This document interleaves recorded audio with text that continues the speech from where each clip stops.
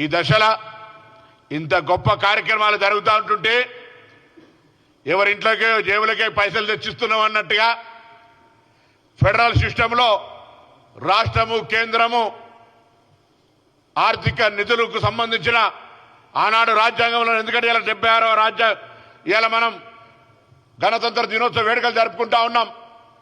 ఈ వేడుకలు జరుపుకునే సందర్భంగా ఫెడరల్ సిస్టంలో కొన్ని రాష్ట్రానికి సంబంధించిన కార్యక్రమాలు, కొన్ని కేంద్రానికి సంబంధించిన కార్యక్రమాలు, కొన్ని ఇద్దరు కలిసి జరిపే కార్యక్రమాలు ఉమ్మడి జాబితాలో ఉండే విధంగా మనం రాజ్యాంగాన్ని ఏర్పరచుకున్నాం. అది తెలియకుండా అవగాహన లేకుండా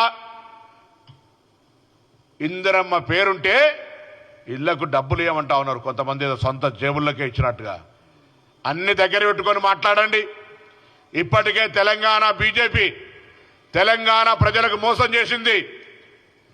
తెలంగాణ ప్రజలకు సంబంధించి తెలంగాణ రాష్ట్ర ఏర్పాటుతో 10 సంవత్సరాల అధికారం ఉన్న కేంద్రంలో మీరు విభజన హామీలు అమలు చేయకపోగా తెలంగాణ ఏర్పాటును ప్రధానమంత్రి స్వయంగా పార్లమెంట్లో విమర్శ చేసి అవమానపరిస్తే మాట్లాడని మీరు బడ్జెట్లో నిధులు కేటాయించకపోతే గత 10 సంవత్సరాలేమో ఉన్న రాష్ట్ర ప్రభుత్వం మమ్మల్ని అడుగుతలేదు, సత్సంబంధాలు లేవు, ప్రభుత్వంలో కేంద్రము రాష్ట్రము ఉమ్మడి జాబితాల చట్టము రాష్ట్రాలు పరస్పరం గౌరవించుకోవాలి కేంద్రము రాష్ట్రం అన్నారు.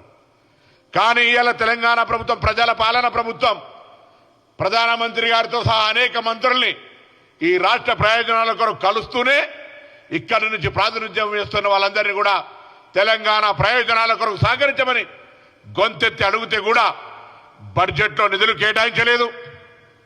బడ్జెట్ తర్వాత జరిగినటువంటి వరద బాధితులకు సంబంధించిన నిధులు కేటాయించలేదు. ఇవాళ మళ్ళీ రాష్ట్రానికి సంబంధించి ఇందిరమ్మ పేరు మీద జరిగే ఇళ్ల ప్రక్రియకు అవహేళనగా మాట్లాడుతున్నారు. ఎవరి ఇందిరమ్మ? ఈ దేశం కోసం ప్రాణాలు అర్పించి ఈ దేశ ఐక్యత కోసం ముక్కలు ముక్కలైన శరీరాన్ని చేసుకొని ఆనాడు మీ నాయకుడు అటల్ బిహారీ వాజ్పేయి తోటి దుర్గా మాతగా పోల్చబడ్డటువంటి ఇందిరమ్మ గురించి మాట్లాడుతున్నారే. నేను భారతీయ జనతా పార్టీని అడుగుతా ఉన్నా, ఇలా అటువంటి నాయకుల మీద మీ పార్టీ ఏం క్రమశిక్షణ చర్య తీసుకుంటుందని అడుగుతా ఉన్నా.